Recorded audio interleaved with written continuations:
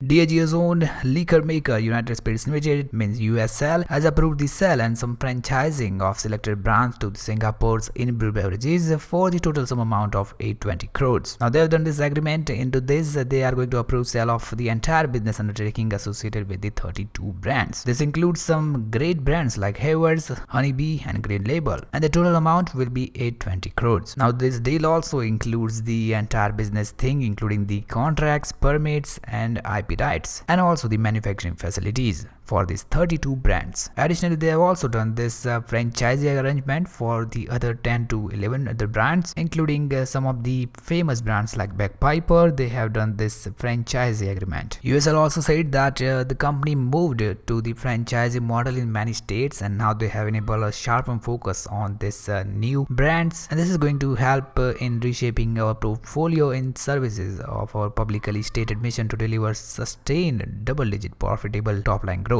So basically, they are focusing on the sustainable long-term profitable growth in the upcoming years. Now, Inbrew got this crazy iconic brands, and now they have this unique platform to extend the ambition of becoming India's trusted household beverage company. All those brands are really famous in our generation, and they are excited at the prospect of strengthening this legacy. Inbrew also is going to revolutionize these brands through their expanded distribution, innovation, and investments. So basically, they are now participating in this mainstream spirits category, and with this new 32 brands, they are going to expand their whole category. Now this deal does not include the famous brands like McDowell, or we can say Director's Special brands. They are going to be retained by USL, but this deal is for the 32 popular brands from USL to Inbrew. Yeah, that's it for this news. Thank you for watching. See you later.